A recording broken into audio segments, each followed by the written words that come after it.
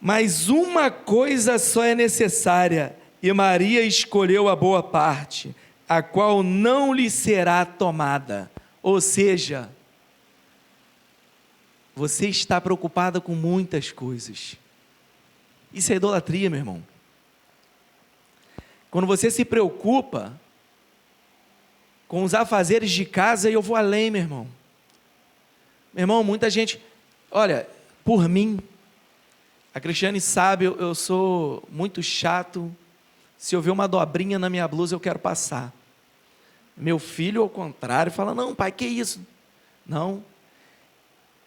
Mas e se faltar luz e não ter ali como você passar o ferro, se o ferro queimar, meu irmão? Você vai deixar de vir adorar o Senhor, a cultuar o Senhor por causa de uma blusa amassada? Isso é idolatria, meu irmão. Não é que você deva andar de qualquer maneira.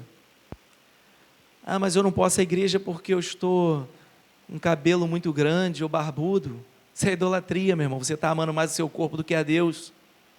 Deus não vai olhar se você está barbudo, se você está cabeludo, se você está com a blusa passada. A gente tem que aprender a adorar a Deus, a amar a Deus, como uma ministração de um cântico que eu tenho gravado no meu pendrive. O cantor ali, ele diz que a gente tem que amar a Deus sem ter dinheiro no banco, sem ter carro, sem ter casa. Porque se você não tem casa, meu irmão, você não está morando debaixo da ponte. Você está morando numa casa alugada. Poxa, mas não é minha. Mas Deus te deu abrigo, Ele não te dá condições de você pagar seu aluguel todo mês. E mesmo que você esteja debaixo de uma ponte, meu irmão, a palavra nos diz que homens moraram em cavernas, não tinham casas, mas estavam felizes e pregando. Então, se você preza tudo isso mais do que a Deus, isso é idolatria. Se você preza o seu bom salário, se você deixa de vir à igreja, é lógico que se num caso de emergência, num caso que, eu não estou dizendo assim que você não deva trabalhar no domingo. Jesus fala sobre isso. Mas isso não pode ser constante na sua vida, meu irmão. Você tem que separar um tempo de qualidade para Deus. Muitas das vezes a gente não tem condição de separar, de vir, porque a gente trabalha às vezes à noite, de vir no dia de semana, mas no domingo que você está em casa, separa para Deus. Porque se você não separa, isso é idolatria, meu irmão. E a igreja hoje vive isso. Mas Deus é misericordioso e amoroso, e Ele fala o quê? Eu te amo, meu irmão. Venha para mim, abra seus olhos, enxergue o que está na sua frente, leia a minha palavra. E lá no, se eu não me engano, no 2, diz assim, ó: conheça o Senhor e prossiga a conhecer o Senhor, seu Senhor, teu Deus. Então prossiga, a palavra está na sua mão. Hoje, todos têm uma Bíblia, têm um celular, uma Bíblia online. Então, conheça o Senhor e prossiga a conhecer. Porque se você não faz isso, você não tem comunhão. Isso te traz comunhão com Deus. Cristiane gosta da palavra intimidade. Eu não sou muito fã dessa palavra, mas te traz comunhão, te traz intimidade para quem gosta da palavra intimidade. E aí você, com intimidade, com comunhão, você vai entendendo o que é idolatria na sua vida, e você vai tirando de lado, e você vai cada vez mais olhando para o alto que é Cristo. Então essa palavra fala sobre isso. Essa palavra tanto diz no tempo de Oséias para Israel, como diz hoje a igreja, e como ela é escatológica, ela fala lá na frente, porque ela também trata de juízo. Pode passar, meu irmão. Meu marido e não meu Baal. Por que eu coloquei essa frase aqui? que nós tiramos do texto? Para você entender, como eu disse aqui, Baal também era uma divindade dos cananeus e dos fenícios, né? Mas Baal foi usado, a gente tem quase 60 passagens no Velho Testamento falando sobre Baal, só no início ali falando sobre Baal. E essa expressão está aqui, ó, para mim não esquecer, eu anotei. Meu marido e meu Baal. Em hebraico, Ishi e Baali são um jogo de palavras muito significativo. Ou seja, Ishi significa homem, marido. A gente pode ver isso em Gênesis 2:24. E o termo também é aplicado metaforicamente a Deus como marido. E em Isaías 54 a gente vê isso. Porque o teu Criador é o teu marido. Agora, Baal, ou Baalim, que é no plural, quer dizer dono, proprietário. E também há duas referências como esposo, ou marido. Mas, naquela época, as pessoas também chamavam Deus como Baal. E por isso que Deus passa a extinguir isso. Não me chamarás mais de Baal, mas sim de marido. Porque essa palavra denota uma escravidão do pecado, uma propriedade indevida. E também por ser um deus cananeu, que era um deus de idolatria. E por esse motivo, os amantes também a gente vai ver com essa denotação de Baal. E Deus não queria ser confundido, porque Deus é um homem zeloso, Deus é um Deus zeloso, Deus é um Deus que não divide sua glória, Ele é muito ciumento, Ele não se divide com ninguém. E a gente deve aprender isso e colocar isso em prática em nossa vida. Pode passar, meu. O juízo divino e as promessas de restauração. As suas mensagens denunciam o pecado do povo e a corrupção das instituições sociais, políticas e religiosas das 10 tribos do norte. Como eu disse, Oséias, ele falava mais sobre as tribos do norte, ele falava também sobre Judá, mas você vê que ele falava mais sobre Efraim. Quando ele se refere a Efraim, ele está falando das 10 tribos do norte, ele não está falando de Judá, ele divide, ele fala Efraim e Judá, mas ele pregava mais as 10 tribos do norte. Eu vou ler esse 5:1 para você entender esse contexto de como as coisas estavam enraigadas em todo o contexto de Israel, e que hoje, não tão diferente, não só estão enraigadas na nossa vida cotidiana, no nosso Estado por direito, mas também dentro de muitas igrejas, muitas igrejas idolatrando copos d'água, a gente já falou sobre isso aqui, enfim, e não cultuando a Deus. Isso partindo de ministérios, e não só do povo. O povo segue, as ovelhas seguem, mas essas idolatrias partindo daqui para aí, meu irmão. E olha o que fala o Oséias 5:1, de como estava enraigado e como Deus condenava isso, porque era de onde devia vir palavra de esperança.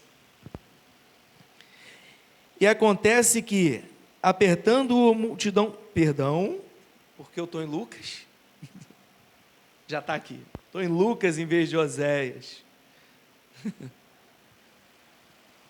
Ouvi isto, ó sacerdote, escutai, ó casa de Israel, e dai ouvidos, ó casa do rei, porque este juízo é contra vós outros, visto que fostes um laço em mispa e rede estendida sobre o tambor. Essa daqui é RA, só. Na minha, fala mais sobre os reis, os príncipes e todos as pessoas titulares, né? Ou seja, que havia um poder dentro de uma hierarquia do Estado de Israel ali. Eu vou ler a minha aqui, que é pequenininho. Ouve isto, ó sacerdote, escutai, ó casa de Israel, e dai ouvidos à casa do rei, porque este juízo para vós, porquanto foste armadilha para Mispa e rede estendida sobre o Tamor. É praticamente a mesma coisa, né? Botou King James.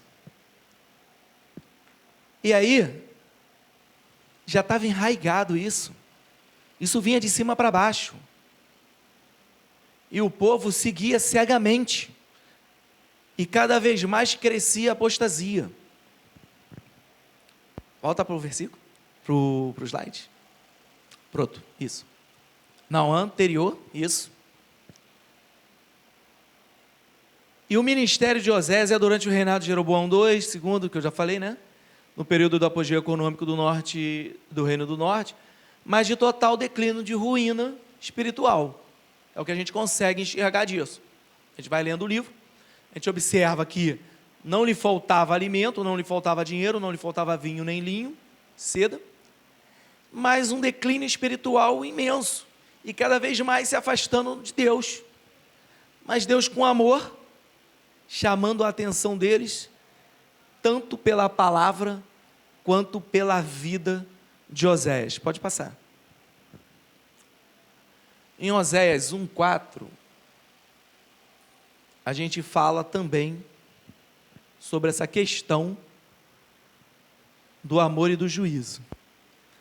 Põe a trombeta à tua boca, ele virá como uma águia contra a casa do Senhor, porque transgrediram o meu pacto e transgrediram contra a minha lei. Israel clamará a mim, Deus meu, nós conhecemos a ti. E Israel rejeitou, perdão, tem um pedaço ali que está faltando? Deixa eu ler aqui na minha Bíblia. 8, de 1 a 4. Isso. Põe a trombeta à tua boca, ele virá como uma águia contra a casa do Senhor, porque transgrediram o meu pacto e transgrediram contra a minha lei. E Israel clamará a mim, Deus meu, nós conhecemos a ti. Israel rejeitou o que é bom, o inimigo irá persegui-lo. Eles instituirão reis, mas não por mim. Fizeram príncipes, mas eu não soube. Da sua prata e do seu ouro fizeram ídolos para si, para serem destruídos. Ou seja, estava aqui sim, pensei que tinha uma linha que estava faltando. Ou seja, Israel aumentando a sua apostasia,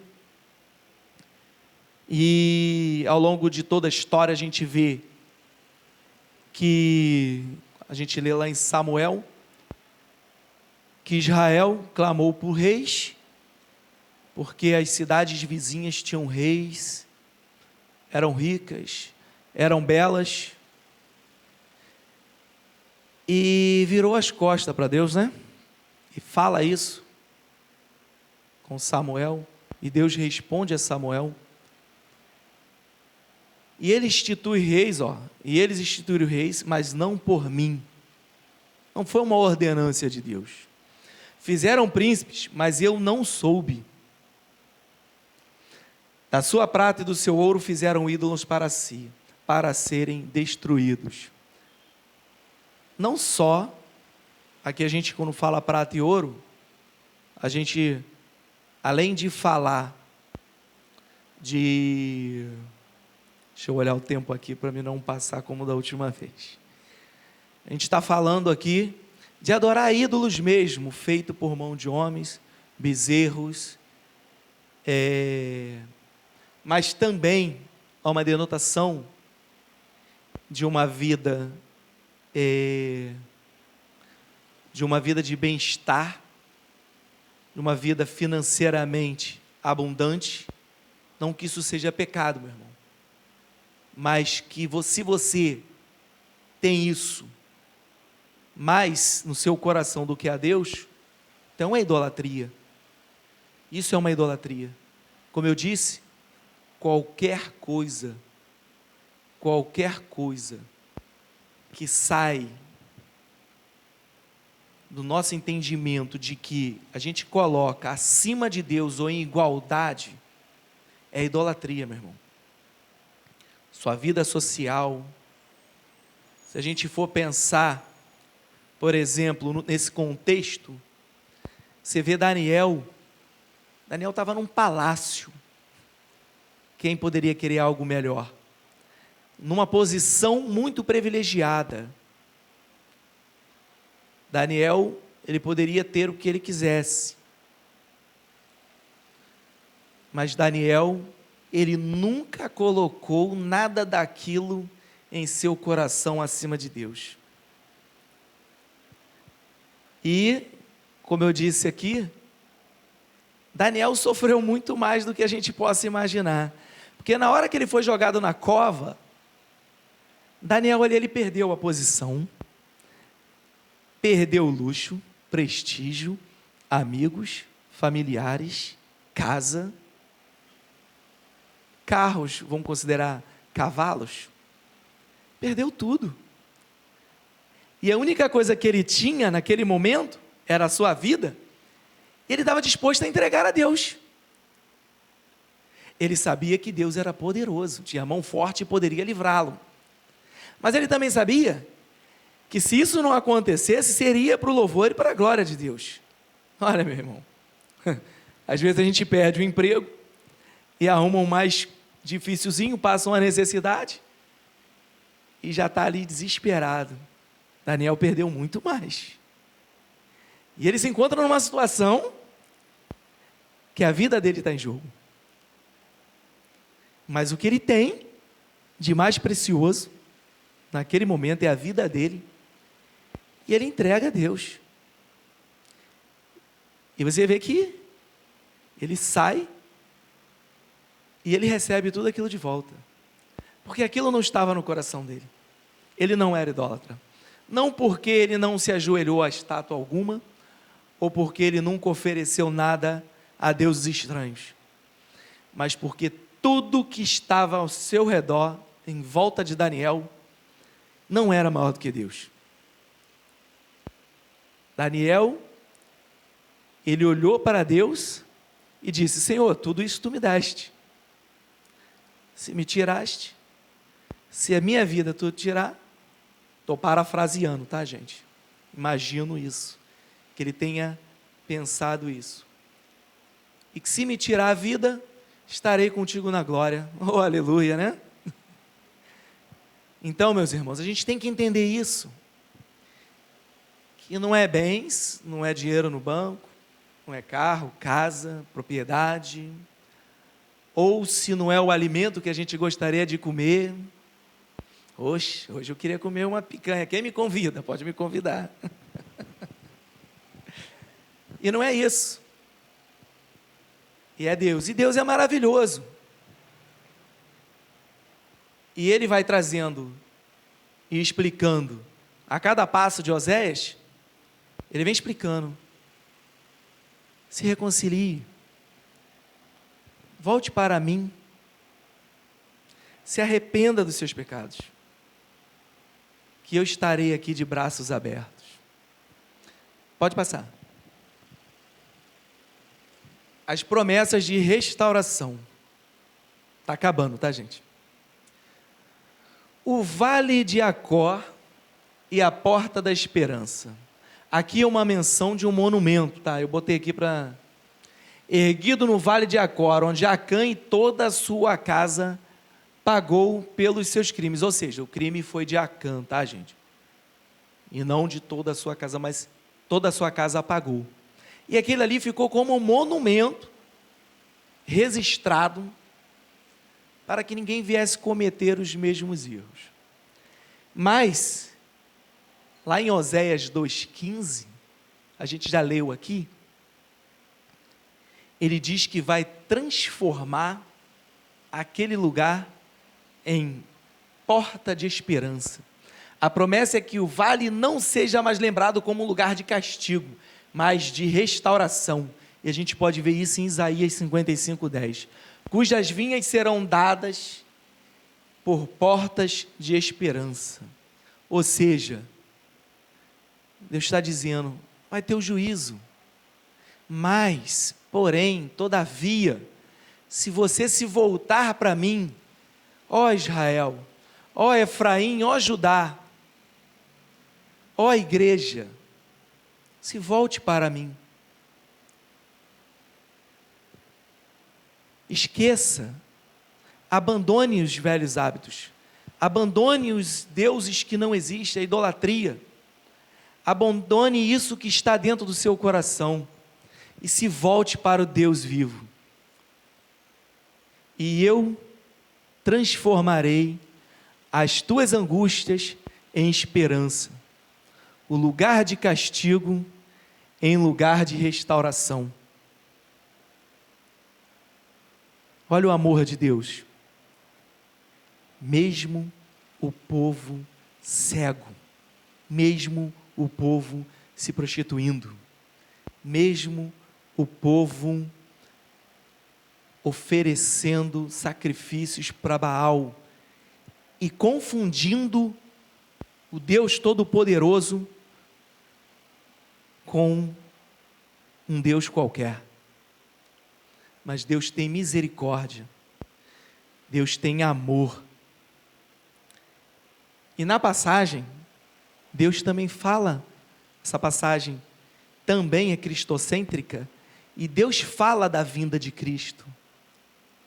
A gente vê em Mateus, no início de Mateus, acho que é Mateus 5, se eu não me engano, Deus falando, Mateus falando, utilizando a passagem de Oséias, que quando o povo, ele diz que o meu filho irá para o Egito e voltará do Egito, e ele também fala sobre isso em Mateus, quando Jesus, não é no 5 não, é antes, estou lembrado agora a passagem, mas fala que Jesus vai ao Egito e retorna ainda como criança. E é uma passagem que ela mostra o problema, o pecado. Mostra o amor. Traz iluminação, traz um limpar dos olhos, que nesse momento os olhos estão se fechados, um abrir dos olhos, seria a palavra, para Israel, para a igreja hoje, e mostra que haverá um castigo se continuar neste caminho, mas haverá também o perdão. E ele diz que ele vai se esquecer, que ele se esquece, e como marido amoroso, ele quer abraçar a Israel, ele quer abraçar a igreja. Como sabemos, né? Cristo é o noivo e a igreja é a noiva. E também já lemos também sobre a parábola das noivas, e sabemos o que a noiva, como a noiva deve se apresentar. Pode passar. Acabou? Tá. Então, nós sabemos como a noiva deve se apresentar. E a palavra de Deus fala sobre isso. E o amor que Deus mostra, eu queria ler esse 2,15, que eu não coloquei.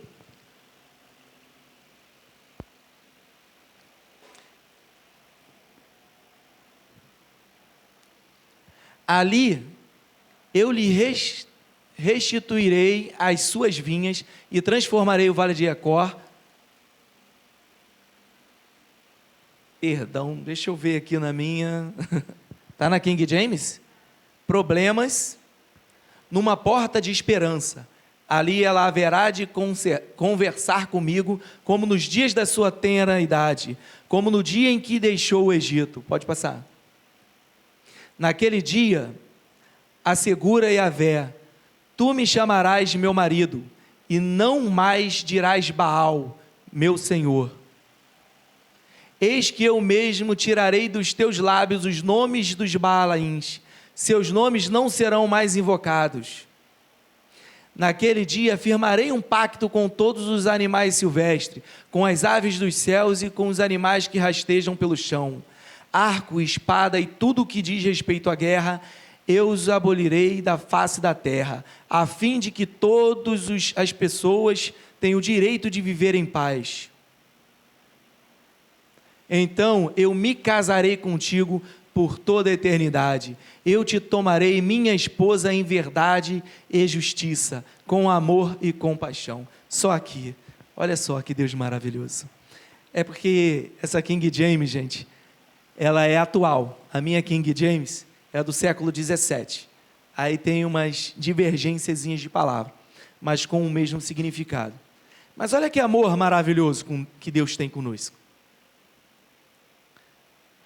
É escatológico, naquele dia, na vinda de Cristo, mas é para nós, porque devemos conhecer e prosseguir em conhecimento. Devemos estar caminhando com Cristo até os últimos dias, porque a palavra de Deus diz que aqueles que não forem até o último dia, eu não sentirei prazer neles. Então, meus irmãos, que possamos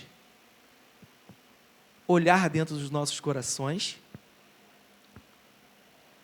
e, se houver algum tipo de idolatria, amantes, devemos retirar, que isso seja uma ordem do Espírito Santo para nossas vidas, para que possamos viver em comunhão com o nosso Deus, para que Ele possa casar conosco para sempre, até a eternidade. Amém, meu irmão? Amém. Terminei em tempo correto, vamos orar nesse momento, terminando a nossa escola. Senhor nosso Deus, nosso Pai, muito obrigado, Pai, por estarmos aqui, Pai, servindo, Pai, como canal do Espírito Santo para falar com os Teus servos, Pai. Ó Senhor, o Senhor tem falado nos nossos corações, Pai. Ó Pai, que possamos, ó Pai, ter entendimento, ó Pai, entendermos que algumas coisas que tem nos atrapalhado, ó Pai, de ter uma comunhão sincera contigo, ó Pai. Que nossos corações, ó Pai, não levem, ó Pai, essas coisas como um segundo Deus em nossas vidas. Que possamos reconhecer a idolatria em nossas vidas. Que possamos retirá-la de nossas vidas. Ó Pai, ó Espírito Santo, seja com cada um nesse dia, Pai, e para todo sempre, Senhor. Que cada um tenha consciência, ó Pai, que só existe um Deus e que só a Ti deve toda a glória e todo o louvor. Senhor, Te agradeço por ter sido este canal. Obrigado, Pai, por ter iluminado a cada um de nós e que ter colocado esta palavra em nossos corações.